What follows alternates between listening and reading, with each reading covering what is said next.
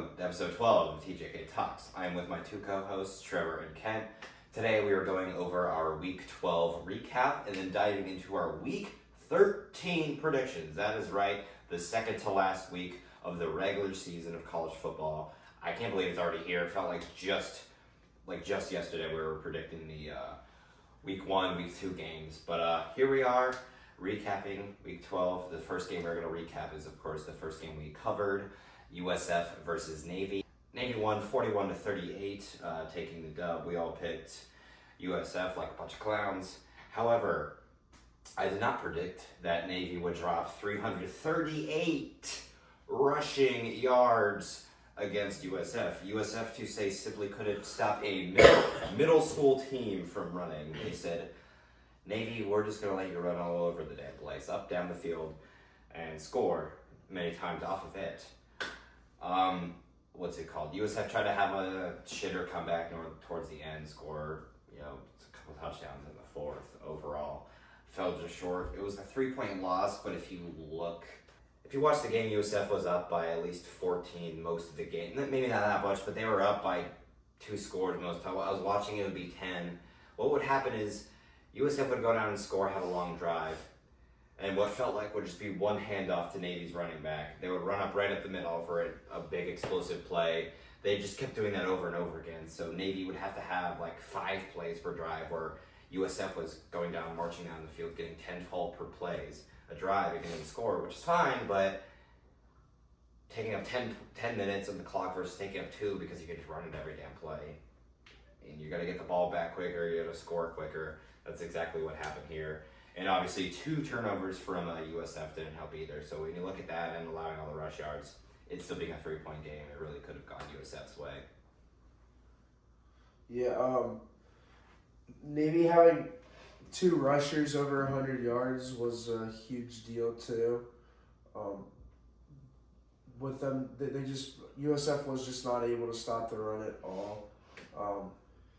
The quarterback for Navy, Horvath, he had 137 passing yards, I believe. 147. And one of the receivers had 145 yards catching. So pretty much he had all the receiving yards. Yeah, he was their one and only weapon. Yeah, and only receiver. And then everything else was on the ground, which was kind of impressive to see that, even though they were running the entire game, USF didn't stop it at all or change their game plan to win at all. Yeah. So, just a bad game plan on USF's part.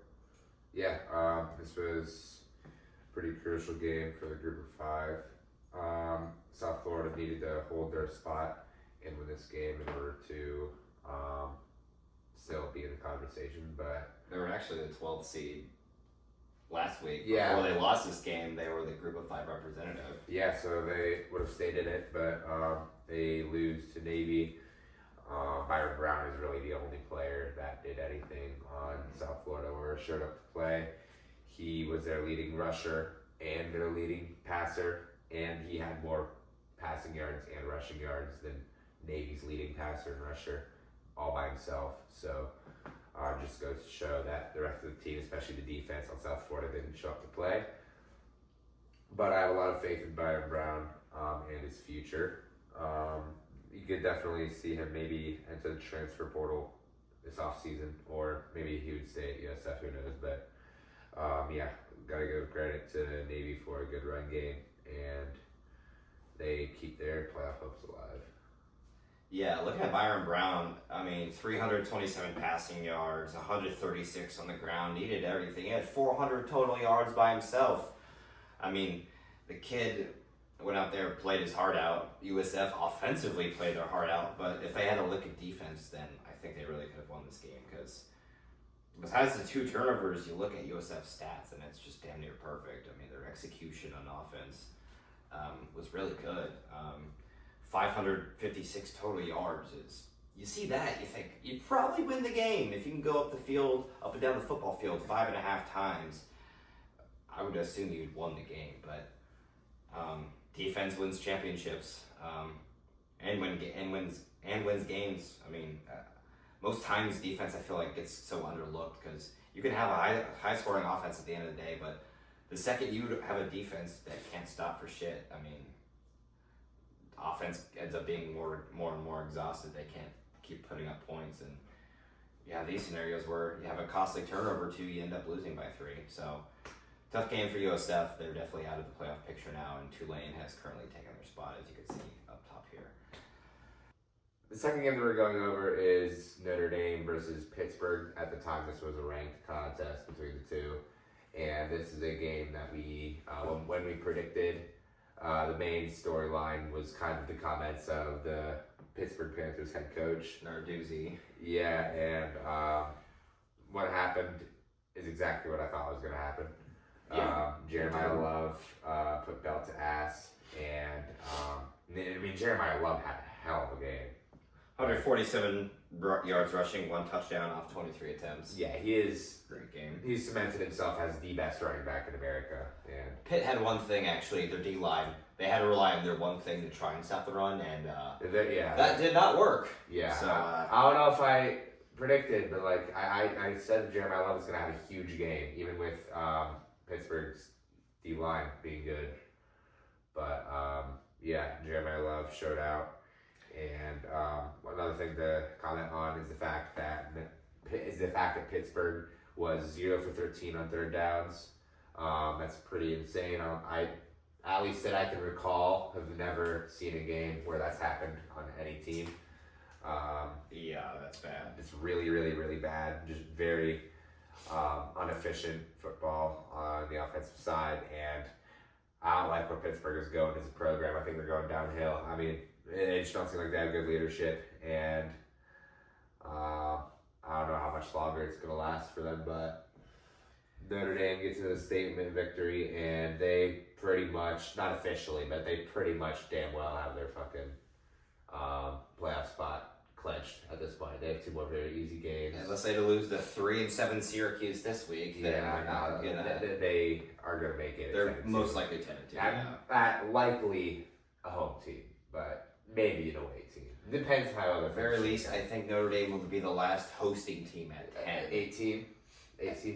Oh wait, because 10 is away. Oh wait, 9 through 12. Yeah. Plays. Okay, that's correct. But they might be the last away team at Notre Dame at 10 because if they're currently 9. Like if Bama wins out and then some other teams do, they might Last flip year them.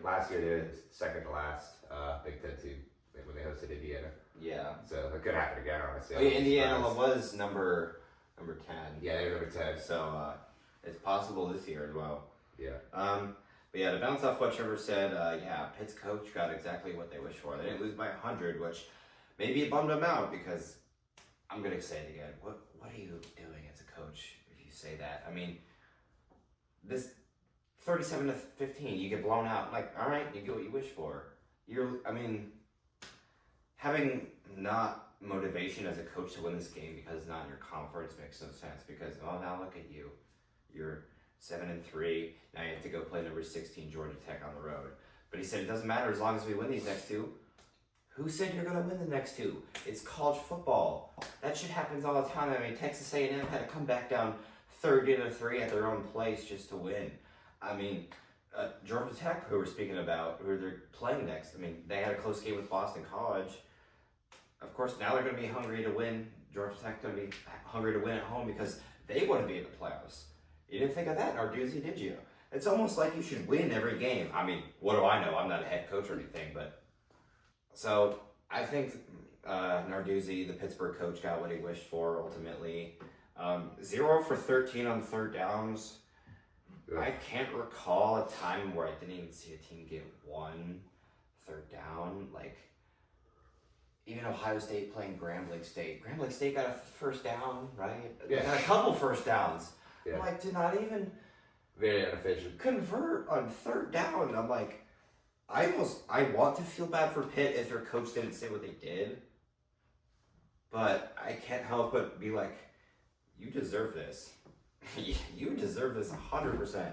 They were 2 for 5 on fourth down, so I mean, I guess they converted technically, but over 13 on third is horrendous. Their QB only having 126 passing. Overall, not very good. Jeremiah Love, 147 yards. Pitt's D-line up until this point was very good at stopping the run, but clearly they have not played Notre Dame and Jeremiah Love, and that's what happened. Even the passing game was good. Carr had 212 yards, 2 TDs. He did have 2 picks, but I'm like, he's a freshman quarterback. He's been playing great, especially this game on the road. Notre Dame looked very complete this game, and I would not want to play them in the playoffs, honestly. Yeah, pretty good game for Notre Dame overall. They started off 14-0 with the first play of the game was a 56-yard run touchdown from Jeremiah Love. And then the very next possession for Pitt, they threw a 49-yard pick six. So right off the bat, first 2 drives back-to-back were touchdowns for Notre Dame offensively and defensively. So it was pretty much just a runaway from the start of the game. And overall, a really good win for Notre Dame, even though they had 2 interceptions. Doesn't really matter. They won by a lot. So Yeah, like one of those interceptions was very ugly. Yeah. By CJ Carr, but he's made a couple of freshman mistakes this year, but he's still very efficient with the ball, and he shows a lot of promise in his future. Yeah. Honestly, if that game had continued like the way it was going, like Ken said, quickly being 14-0, it could have been 100-0. I mean, the way it was playing, if you don't have I don't even want to say costly turnovers by Notre Dame because you still win by double digits. You look at 2 turnovers, you think, yikes, that'd be costly. Nope. So if they don't have those two turnovers, and obviously they slowed down quarters 3 and 4, they could have dropped 100 if they wanted to. Oh yeah. I mean, Pitt, lack of motivation out there. I wonder why. Maybe your head coach has something to do with it. I don't know. But yeah, not a good look for Pitt, and they have to go and try to play Georgia Tech this week at their place. So Pitt's playoff hopes are over. The game we're going over is Oklahoma versus Alabama. The game was 23-21. Oklahoma won this in Tuscaloosa. This game was pretty good all around, but other than that, the game was really decided off of Alabama's turnovers. They had 3 turnovers, which led to 17 points total, which is kind of crazy. Literally, if you take that away, that Oklahoma's virtually knows. That's so bad. I mean, the biggest one being that 87-yard pick six, obviously. But John Mateer threw 138 passing yards, and Ty Simpson threw 326. Ty Simpson had a pretty good game. He only had that 1 interception, but it was a pick six. He had a fumble too. You can't really blame the fumble on him completely. I mean, yeah, the 4 times sacked, he was getting pressured on game. He did, lose the ball, but him getting pressured all game isn't his fault. The pick was really, the pick was more of his fault. Yeah, that one you can more point the finger at him for. But I mean, also at the same time, you can really blame Alabama's defense too, because Alabama's offense had almost 200 more total yards than them, and they still lost this game.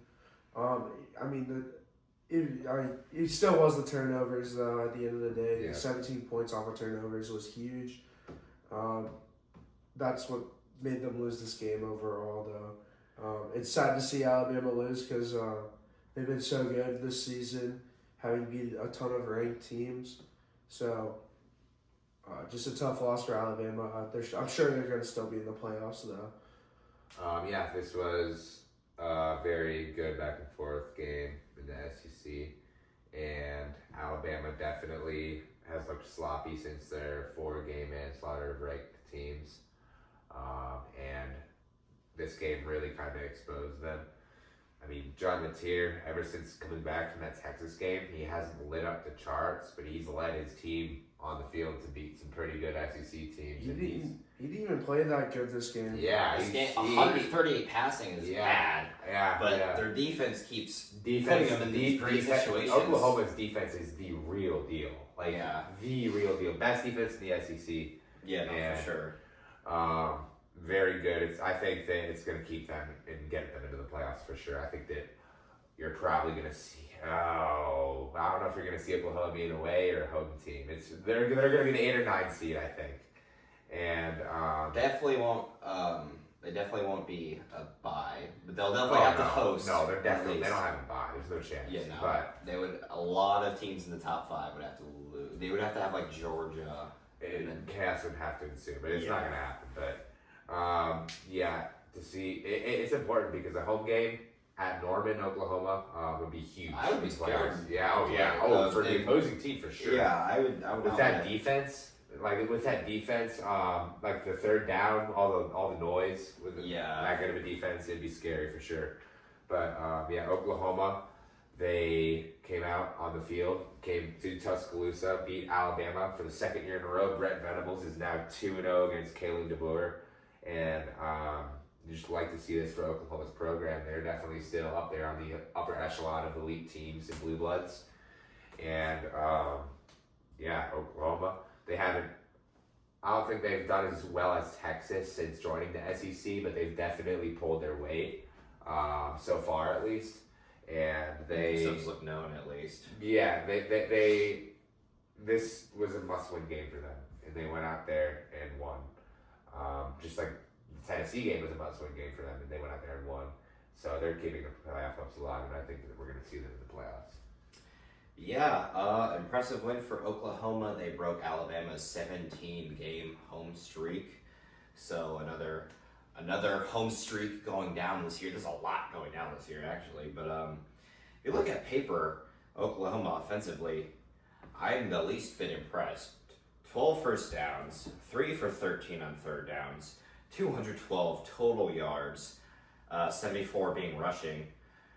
I'm the least bit impressed. In fact, I think mathematically, I'm thinking, damn, these guys have 13 points at most. They go down and kick a field goal maybe, but 23-21. I'm almost 200 less passing yards than Ty Simpson. It's just utterly insane. That Alabama definitely should have won this game based off of stats. yeah, I mean, if it wasn't for that blocked field goal, they would have won the game. yeah. But woulda, shoulda, coulda, Yeah, they did what they had to do. Gotta give them credit. If Oklahoma does not cause 3 turnovers, then Alabama does in fact easily win this game. Defense, if it weren't for the defense, they would have lost, probably by multiple scores. This could have been Bama by 2 touchdowns if those 3 turnovers don't happen. And the missed kick. All around. Something important to note between Oklahoma and Bama, if you're any team looking to face them in the playoffs, the run games are both terrible. 74 from Oklahoma, 80 from Bama, both of them virtually having the same amount of rush yards. Now again, if Ty Simpson having 326 passing, but Mateer coming back since his injury hasn't really been.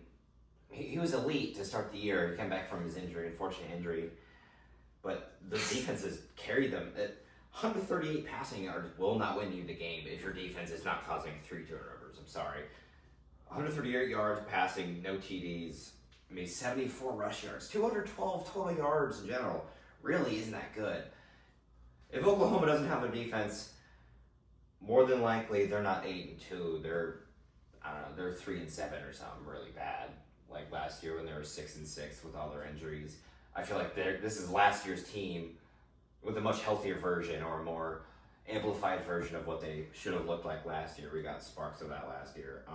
Overall, impressive win for Oklahoma, but if you're facing either of these teams in the playoffs, they cannot run the ball. So Oklahoma's defense may be good, but like for example, Ohio State, our defense is already excellent.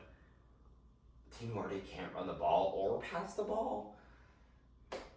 Eventually, Oklahoma's defense is going to get tired out there from getting all these stops. You know what I'm saying? And then if you play a more elite team, especially if Oklahoma has to play someone at their place, like actually right now it would be whoever won this game. But like if Oklahoma would win, they would play OSU in the next round.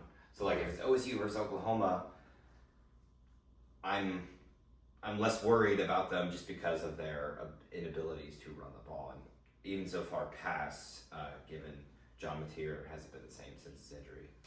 I'll be curious to see where Oklahoma and Bama both be in the playoffs, because personally, in my opinion, I think both of those teams will make it now since Oklahoma beat them.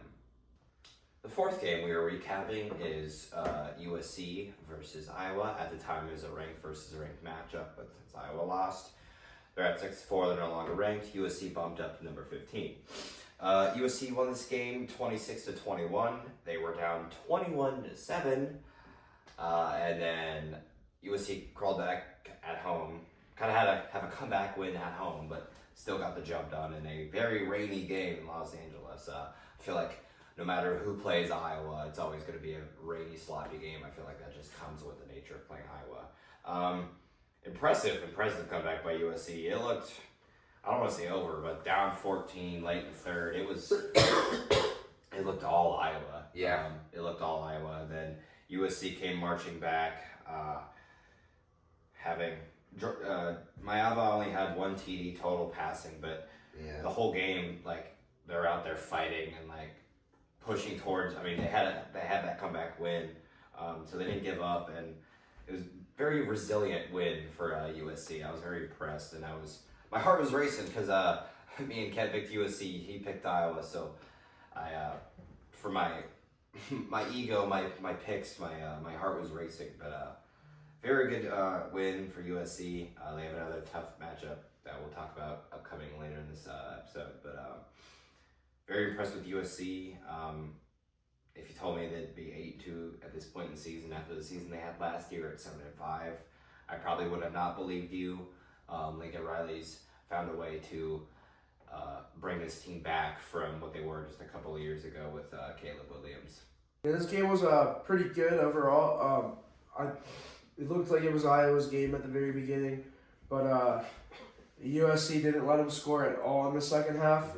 They scored 19 straight points to take the lead and end up winning the game.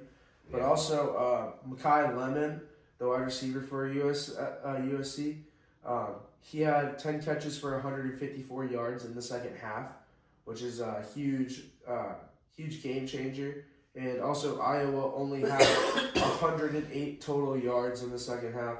So that was also huge and key for USC's win. Overall, it was a great second half for USC, and that was the game changer in this. Iowa just not scoring at all was the biggest part. I mean, all they had to do was get 2 field goals in the second half, and they would have won. Yeah. But they didn't. USC locked in offensively and defensively. Yeah, this was a game, just another very close loss for Iowa. All of their losses have been very close. Poor Hawkeyes, man. Yeah, and I really thought that they were going to bounce back from that Oregon game last week, but just another very close loss for Iowa. They kind of remind me of Nebraska previous years, just losing all these very close games. But I don't know what to say really about Iowa. I do have to give credit to USC for keeping their playoff hopes alive, and good game for Mekhi Lemon, like we said. But I like to see probably if USC wins out, especially with their win over Oregon, if they were to win, then they are for sure a playoff team. If USC wins out, they're in the playoff. 100%. Because especially beating number 7 Oregon, which we'll cover later. I mean, that's going to get them inside the top 10. They got a common win and both barely beating Iowa. Yeah. Recently, so that's going to be a good game to predict. But God, I love college football. So many implications in the last Yeah. couple weeks. Iowa, just another close loss. Yeah, I mean, like Iowa is a good team. It's just that they just don't ever seem to have enough offensive firepower. Yeah. Their defense always keeps them in it, but it just historically their offense has always been like Very bad. worse than their defense. Yeah. But this year it Not looks that like their bad. offense is a little bit better. Yeah. But they just don't. 320 total yards. I don't think I've seen them score over 30 this year. Yeah. So Okay, like maybe it's hard to see. They did once, but that was against Wisconsin. They shut out Wisconsin 37-0. Oh, yeah. That's Wisconsin. Yeah, that's the one time they did that. But I mean, I genuinely believe this. I think Iowa's the best 6-4 team of all time. If you look at all their losses, we got 26-21. That's a 5-point loss against USC, a 5-point loss against Indiana, a 2-point loss against Oregon. I mean, all these close losses. I mean, you just take the Oregon game and the Indiana game. That's a combined of a touchdown. the number 2 team and the number 17, you lost by a total of 7. I'm like that's just always Iowa, excuse me, they're always just this close to winning, and they just like Ken said, if they just had a lick of offense, realistically they could be 9-0. I mean, 132 passing yards, and they still score 21 points. I mean, if Iowa ever had a quarterback, even, I mean, that could really change it around. Because maybe even if they lost to Indiana, they could still be 8-2, and maybe they'd be in the playoff conversation. Maybe they beat USC and they're in the playoff picture instead of USC. I mean, all these close games, one-score games, they're 6-4, and then a flip and a switch within 14 points total, they could be 9-0. So it's very, very tough year for Iowa. They're honestly the best 6-4 team, and honestly a really solid team in the Big Ten despite their record.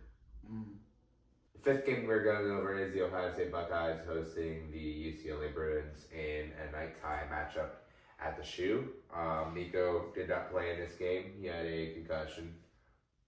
Dating all of that from last year. Yeah, I was just saying. Yeah, I was saying from last year. But in all seriousness, Ohio State, they look very. You could tell that Julian Sand wasn't as efficient as he normally is without his 2 wide receivers out there.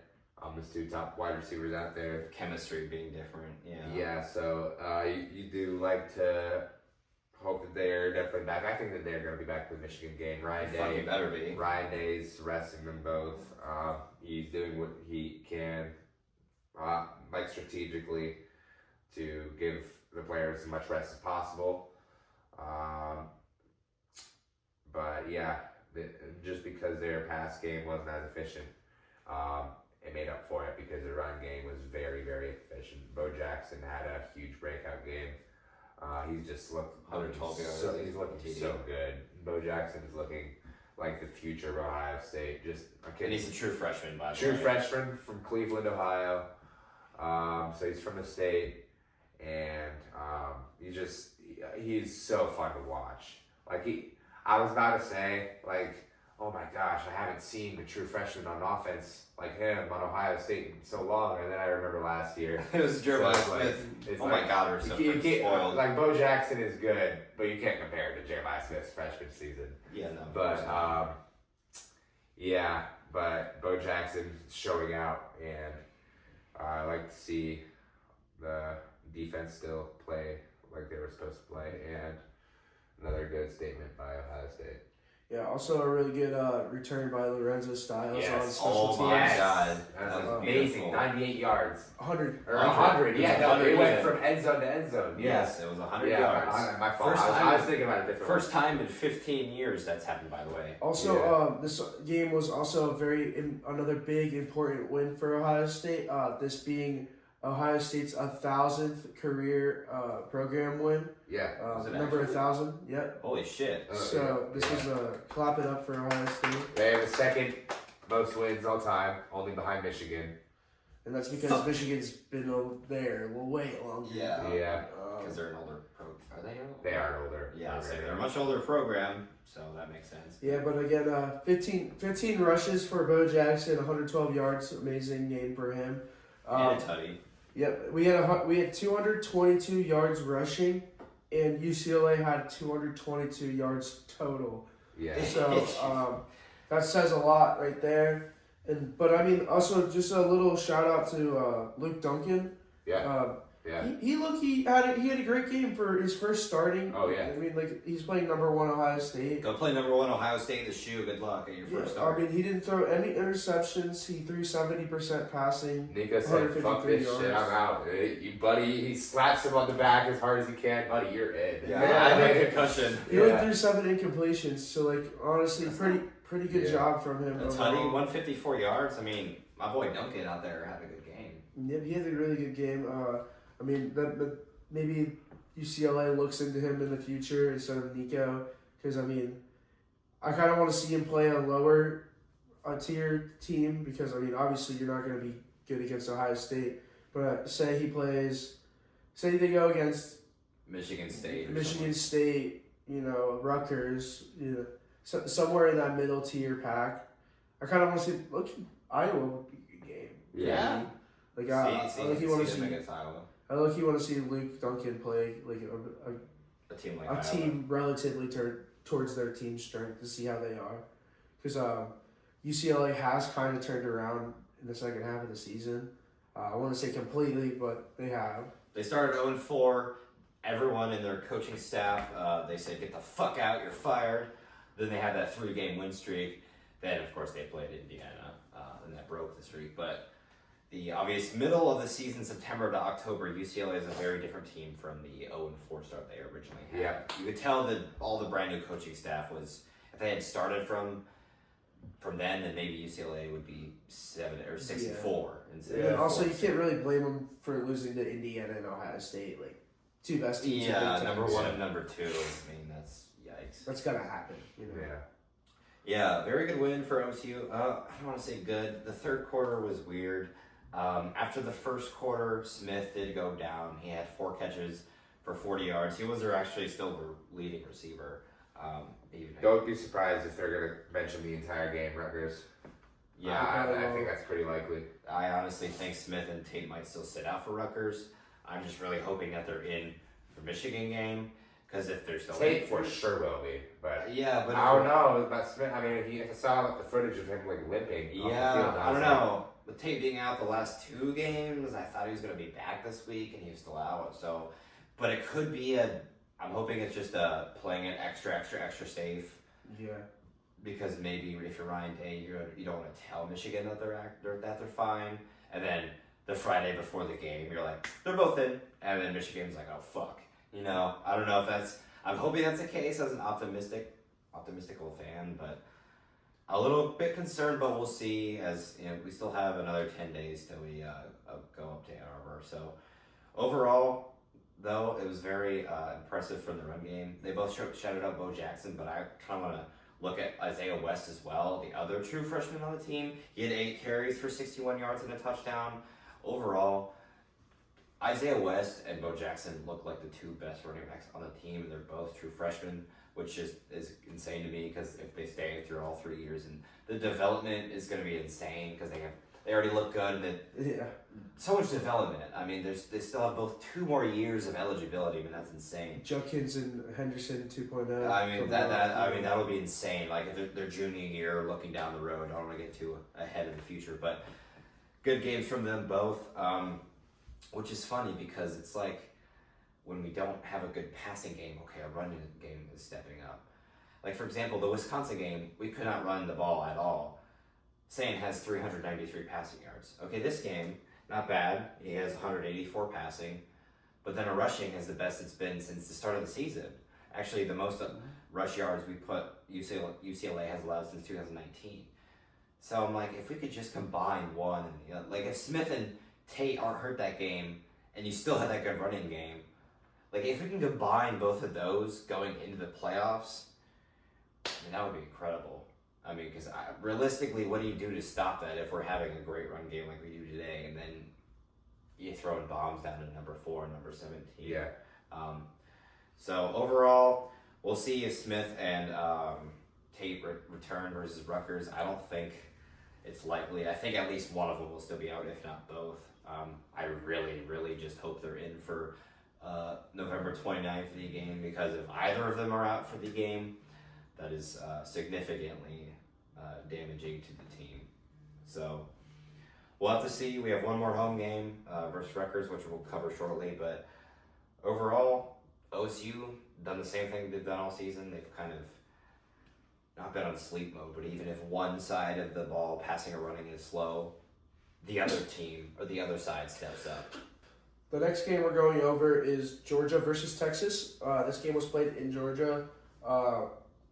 I mean, obviously, playing in Georgia is a tough environment, always going to be hard. But Texas, low-key, had a pretty good game until the fourth quarter. It was 14-10, and then Georgia scored 21 unanswered to really make it look like it wasn't close at all. So, unfortunate game for Texas. Georgia held them to 23 rushing yards total, which is absurd. Horrible. like you would think that a quarterback could rush 23 yards in a game and it'd be completely normal, but like 23 yards total, including your running backs, is just crazy. Yeah. Also, Arch Manning threw 16 incomplete passes, 7 of them being drops, and I mean he was just pressured all game. So like, can't completely blame him, but 16 incompletions is also like if you're going to be considered one of the Heisman candidates, like. Even if you take away the 7 drops, that's still, I mean, it's still double-digit incompletions. So. Yeah, and I mean, like, some people are saying that Arch, like, will go to the draft, and I'm like, yeah, he's got to stay in it. Yeah, for sure. I think. Yeah. But, again, like, Gunnar Stockton, though, he had 5 total touchdowns, 4 passing, 1 rushing, which is very impressive. I mean, I didn't expect that from him. Usually it's just check down after check down after check down, but they really threw the ball in the fourth quarter, getting things done. They had a 30-yard passing touchdown after a 4th and 1 conversion earlier in that onside kick drive. So overall, just a good win for Georgia. That fourth quarter was really strong for them. And, I mean, if they play like that fourth quarter throughout an entire game, they're going to be unstoppable in the SEC for sure. I would not want to play them in the playoffs if they played like that fourth quarter game throughout. If they played like that, quarters 1 through 4. Yeah, if they play like that 1 through 4, imagine that. I mean, that's 84 points. Yeah. Oh, yeah. No, don't want that. Would not want to face a team like that in the playoffs. Especially with that. I mean, Texas's defense is also known to be pretty decent too. Yeah. So I mean, especially with them giving up 21 points in the fourth, that's very impressive. Yeah. Definitely Georgia just ran away with this one in the fourth.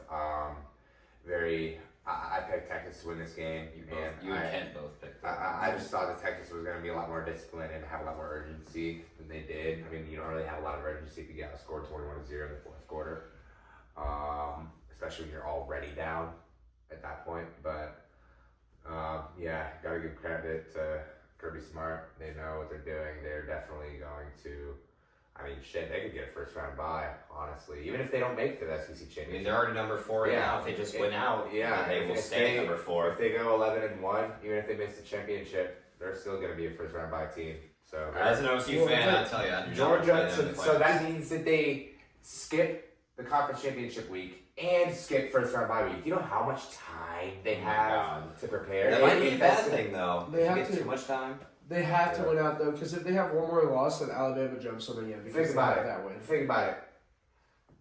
Rivalry week is November 29th. 28th. They would have, and then the quarterfinals is New Year's Day. They would have a whole month of no football. A full month. I think that could either be very good or very bad, as we saw last year. Last year, none of the first-round bye teams, none of them, all 4 of them went 0-4 in the quarterfinals. So, yeah.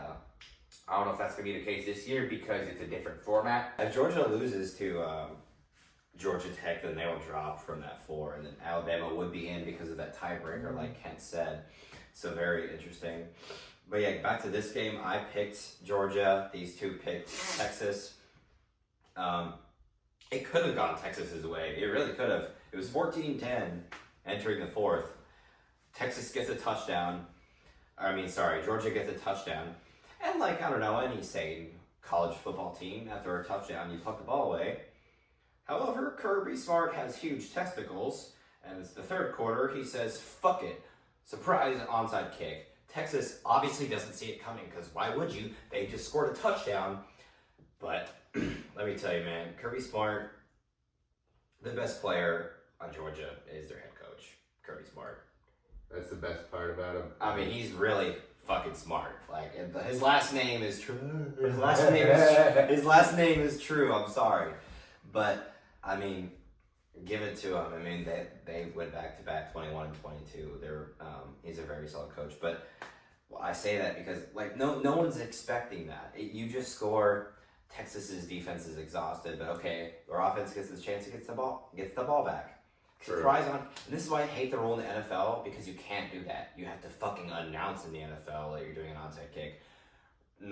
Reason number 10. Yeah, it's new, but stupid. Reason number 10,000 college is better. But anyway, they do a surprise onside kick. Texas doesn't see it coming. Georgia recovers. They go down and score again. All of a sudden, it's a 2-possession game, and they haven't even gotten the ball back yet. So if you're Arch Manning, you're like, what do I do? You know what I mean? And every time Arch Manning snaps the ball, their O-line folds like an omelet. They can't do anything. Wisner, the running back, technically had 37 rushing yards. It was 23 together because for some reason they take sack yards as negative rush yards. So because of the negative 15 Arch Manning had because of him getting sacked, it was 23. I think that's a stupid rule. Counting the quarterback getting sacked is taking away from their altogether rush yards. That doesn't make any sense to me. But still, even if you look at 37 rush yards, this is their best runner. Still not. It's not good. So overall, Georgia pulled away in the fourth. Texas's defense was exhausted. Their offense can't do anything because of their O-line. People are saying, "Oh, if Texas beats A&M, they could be in." I don't think they're in. They're not in my book. They don't look like a team who should be in. Yeah, this was a must-win game for them for sure. Yeah. They needed to win this game. They didn't. I think they should just leave Texas out. Now we're diving into our Week 13 predictions, the second to last game of the season and the last home game for the Buckeyes. Speaking of Buckeyes, the first game we are covering is Ohio State Buckeyes take on 5-5 Rutgers Scarlet Knights.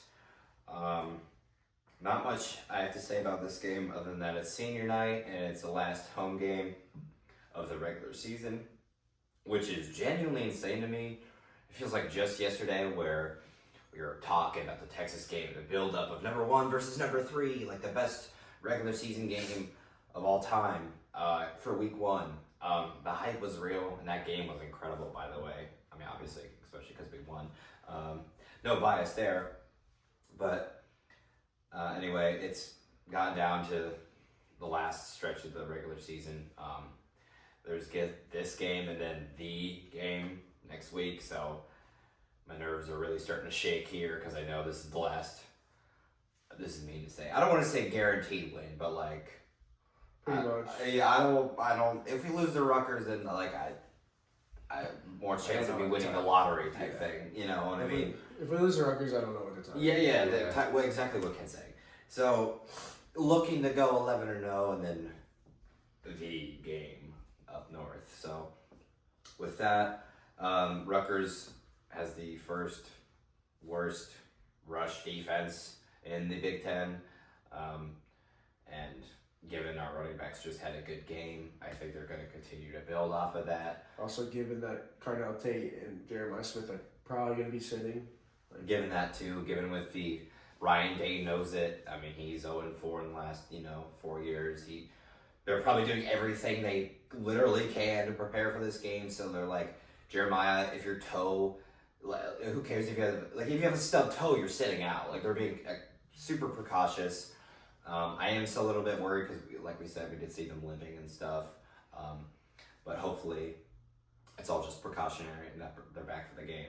But with that being said, even with playing conservative and running the ball probably well or more than passing, I still think it's going to be an ugly game for Rutgers. Give me Ohio State to win 38-10. We let up 10 in the last give or so games, which is okay. I'm not even complaining. It's boo-hoo, we let up 10 points. We won, but we've been letting our third string, fourth string freshmen come in a little bit earlier.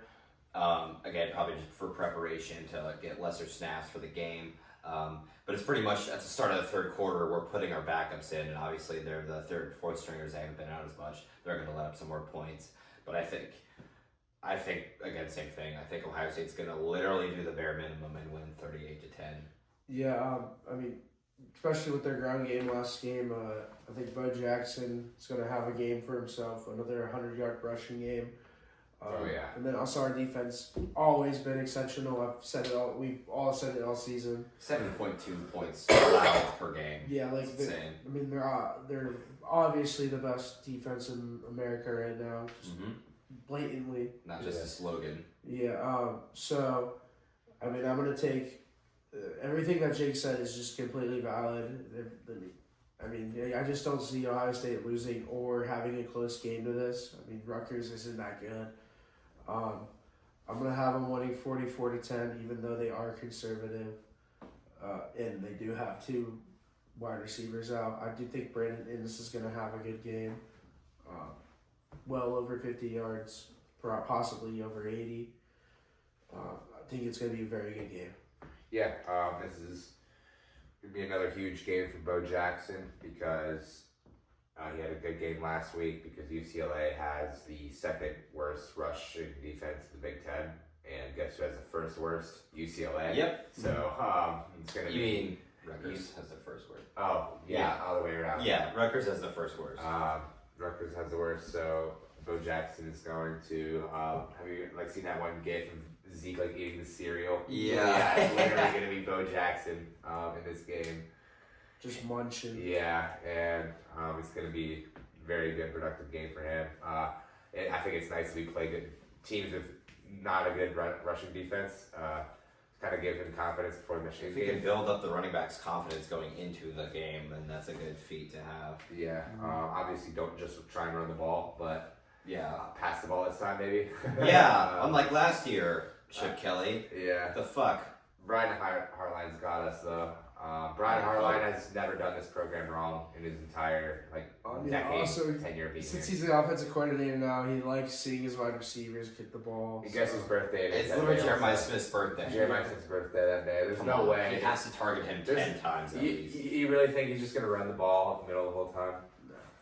So I think better than that. I think that regardless if we win or lose, we're going to air it out again, or at least try to. And but yeah, going back to this game, you like to see probably a decent amount of passing from Julian saying they're not really going to do much on Rutgers' offensive side, even though Carl Mantis, Rutgers quarterback, even has more passing yards than Julian Sayin actually. He has 2,705, and that's pretty comparable because they obviously both play against Big Ten teams. But then you look at the 2 best receivers have been out the last 2 games at least. yeah, and I mean they also aired out a lot more. yeah, no, they. But But also the difference between them is they have to come in close with each game and do all that, and we can snooze fest and win by. yeah. Yeah, we're conservative. Not saying he's not good. Not because it is impressive. He does have 2,700 yards in the season, regardless. But Ohio State definitely does spread the ball around more. Yeah, and I do think that not much to say about this game, but I think that Ohio State is going to win the battle of the Scarlet Big Ten teams. Yeah. What's your final score prediction? For this game, jeez, I didn't even think about that. Put myself on the spot. ChatGPT generating it right now. Inside your head. Yeah, like the blue dot. Yeah, exactly. Ken knows what sound I'm talking about. So it's gonna be 41-7. 41-7. Okay. That's it. Second game we are gonna go over is the Missouri Tigers and the Oklahoma Sooners. It's just such an annoying game to predict because I think that Missouri is really only ranked just for a resume boost for other teams in the SEC. Said they beat a ranked team. They really haven't beaten anybody, and they're not going to beat Oklahoma. They're going into Norman. There's no chance. They don't even have their starting quarterback. Especially not without Rabula, no. No. If I had him, maybe a chance, but not in. No, the backup quarterback against Oklahoma's defense at Oklahoma. At Oklahoma, yeah, that's what I mean. In Oklahoma, It's not going to happen. I got Oklahoma. I have their defensive line feasting, like Pennywise feasts on children. I have them feasting on. I forget Missouri's backup quarterback's name off the top of my head, but whoever he is, I have them feasting on him. Because Missouri's line has not been that dominant even in their out-of-conference games when they didn't even play SEC teams. Mm-hmm. So, let's see Oklahoma win pretty big in this one, honestly. John Mateer doing what he has to do to get it done. And ChatGPT, give me something. I got Oklahoma's been producing these weird scores lately, so I got like 23-19. A close game. Or yeah, close, but Oklahoma's gonna be in control pretty much. They're gonna have like I'd say like 40 minutes time of possession. And 40 to 40, yeah, 40 maybe 20. They're gonna have 40. complete Yeah, control. just pretty much hold the ball all game. Yeah. Damn, like, yeah, I mean, I think it's going to be relatively close, not entirely close, though. I think it's going to be 28-17, Oklahoma. Sorry, one more thing I have to add in my thing. I think that some of those points for Missouri are going to be from garbage time, so I got to just close this score says. But continue. Yeah, I do think it's going to be 28-17, relatively close, but not super close, 11-point difference, which is a 2-possession game. I think that, I mean, with Oklahoma beating Alabama, that's just huge. They're not going to go off of that win and lose right away. Yeah. They're going to keep the hot streak going, especially when they know that win against Alabama is just a key step into them making the playoffs. And then also, I mean, even though John Mateer is turnover prone right now, I don't see them turning the ball over a lot to Missouri. But back to Oklahoma's defense. Oklahoma's defense has just been one of the best in the SEC. So I don't see them giving up more than 20 points this game. So I'm taking them to win 28-17. And I do think that even though Missouri loses here, I think Ahmad Hardy does have a pretty decent game. I think he'll have a touchdown at least because their quarterback's out, so they're just going to be handing the ball off to him every single play. Yeah, maybe around a month or so ago, this would have looked like a better matchup, but Missouri had some tough losses. They lost to Bama and some other close, tough losses. Overall, I'm going to pick Oklahoma to win this game. They haven't been, like I said, they had 74 rush yards against Bama and 138 passing, but I still think their sluggish offense is going to be enough to get it done. Why? Because, yet again, their defense is amazing, like both of these two said. And then, I mean, on top of that, Alabama's just a better team overall. Yeah, even with that. So that's what I mean. Oklahoma can do jack shit on offense and cause 3 turnovers on defense and be fine. And Missouri is not nearly as good, especially without Bribula, is not nearly as good as they were even just a month ago. So give me Oklahoma to win this game 28-14. I just think it'll be an ugly game for Missouri, and I think Oklahoma continues their playoff chances. The next game we are going over is USC traveling to Oregon to face the Oregon Ducks. This game is going to be pretty interesting because USC needs this win to make the playoffs. So it's a must-win for USC. Must win. Honestly, game of the week. Oh, yeah. Yeah, this is probably the best game this week, honestly. But that being said, Oregon being at home and them having such an offensive power and them always having a good amount of total yards on the game. Also, they have an average of 180 to 100 or 220 rush yards a game, somewhere around that range. Which is excellent. So if they hit that rushing yards, if they hit 80 to 220 rushing yards this game, it's an easy win for Oregon, I believe. They just have more volume on their team than USC does, even though Mayava has been playing great. USC is very turnover prone, and I see Oregon winning the turnover battle this game. So I am going to take Oregon to win this game 35-24. A high scoring matchup, but Damn. I think Oregon takes the win overall. Just them having that offensive power.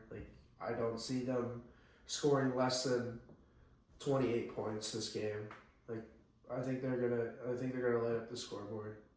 Yeah, this is a very crucial game in the Big Ten, especially for when it relates to the playoffs, obviously.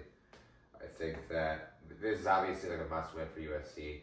It's not really a must-win for Oregon, but they would definitely like to have this win. Definitely it's a conference win. 100%. And, this is a hard game to pick because kind of like last week where Texas, Georgia, does USC have the urgency to keep the season alive, or does Oregon win at home? You know. Yeah, it's more do or die. It was the same for Texas. It was more do or die for USC, Texas. Yeah, I mean, I think I'm gonna learn from my lesson this week. I'm gonna choose Oregon. yeah, and then I mean, also on top of that, like they weren't doing so well against Iowa until that fourth quarter. Anyway, Yeah. or the second half. I mean, these are two of the top three scoring offenses in the Big Ten, so I think that it is going to be a pretty highly scoring affair. And I have Oregon winning 34-27. One touchdown. Yeah, overall, a very good matchup. I think game of the week this week is sort of I'm going to call it the calm before the storm, because next week's rivalry week and we have a shit ton of good games. This is kind of like easily one of the lesser weeks. It's been a while since we've seen a week this, I guess, low. Can't complain. I mean, week in and week out, we get a lot of great games, but still this week is definitely lesser. But anyway, with it being at Oregon, honestly, if it was at USC, I'm probably still going to pick Oregon. I'm picking Oregon just because, USC's offenses look good, but I mean, they were down 21-7. Their offense was not clicking early, and even against that Nebraska game, if Dylan Raiola doesn't go out, they're probably losing that game. I mean, offensively, they did not look good. They very much could have 4 losses right now. Yeah, USC, if they didn't answer 19 unanswered in the second half against Iowa, they lose that game. And then they're already out of the playoff picture. But I just think with Oregon, their offensive firepower, I think it's just going to be too much for USC. USC is a good team, but in the second half of the season, the first half of their games haven't really been clicking. They're either down early 21-7, or they're struggling in games where they shouldn't be, like the Nebraska game where Nebraska doesn't even have their starting quarterback. So for that, give me Oregon 27-20. I'm actually surprised. I thought someone was going to pick the upset for USC. But I obviously I agree with all your guys' reasons. Oregon's just a more complete team. It would be cool to see the upset just to throw in the mix of the playoff pictures a little bit more, and obviously, because then Oregon would also be another 10-2 team trying to get in, so that would spice things up. But I think Oregon's just a more complete team on both sides of the ball, and I picked them to win 27-20. This is going to be the fourth and final game we're going over. Normally we go over 6 games, but like we we're kind of just saying, this is a lesser week, and normally we try to find some, maybe this was good last week, an unranked conference game, but there's just really none of that. Alabama has a real tough matchup with Eastern Illinois. Georgia has a real tough matchup with Charlotte, and can't forget Texas A&M playing Samford. So, SEC's doing their thing where they play their favorite FCS school in the whopping month of November. So, don't understand that at all. I'm glad they're changing it next year, but it doesn't mean it's still not annoying. Like, the week before rivalry week, they just throw it, like, we can't cover any good games because they all play these shitty FCS schools. So, if you're wondering why we're only doing 4, shout out to the SEC for playing these dog shit teams in the month of November. Anyway, the fourth and final game we're going over is number 11 BYU versus Cincinnati. This, speaking of, was supposed to be good. I picked this game. It's supposed to be good, or a ranked versus ranked team, or ranked versus ranked game, but Cincinnati decided to lose at home versus Arizona last week. So they blew their shot at winning the Big 12 with that last week. Number 11 BYU has looked excellent.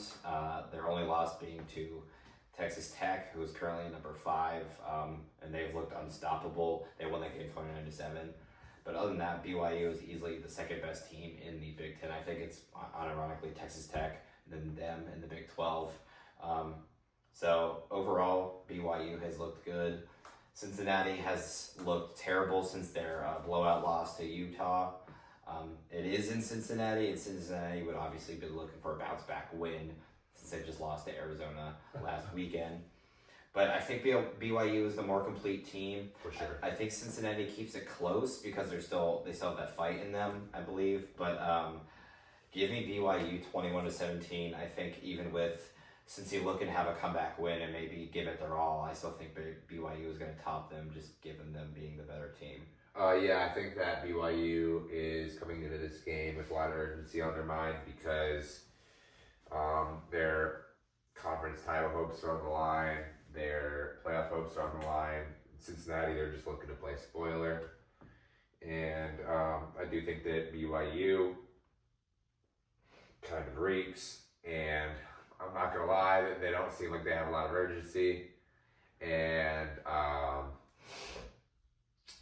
they had a good 7-0 run, but since then they looked very shaky, especially with their loss to Texas Tech.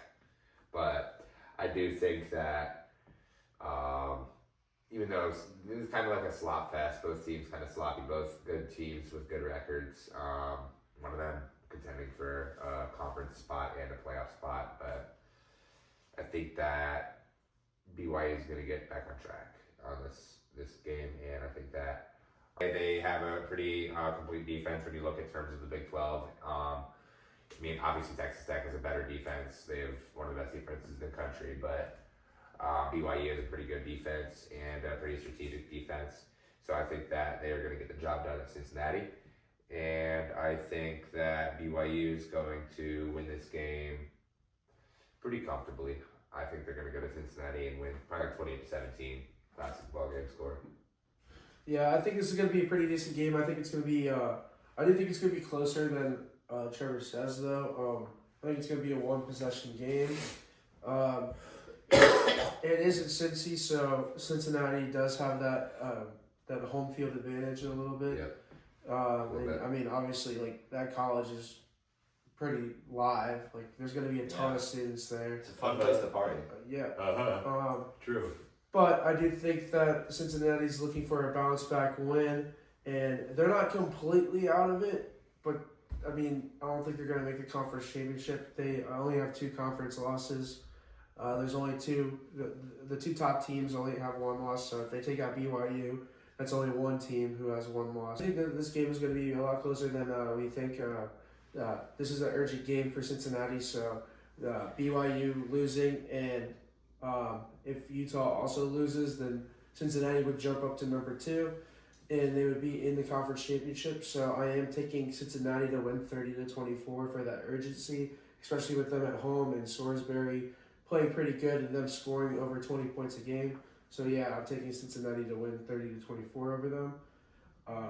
Yeah, that's it for me. That's it for this week of our Week 12 recap and our Week 13 predictions. Make sure you subscribe because next week we'll be diving into our rivalry week. So we'll recap these 4 games and then dive into more than 6 games prediction, more than our normal 6 prediction games for rivalry week. We'll definitely be making it up from this week. Yeah, for our lack of picks this week. So make sure to like, comment, subscribe.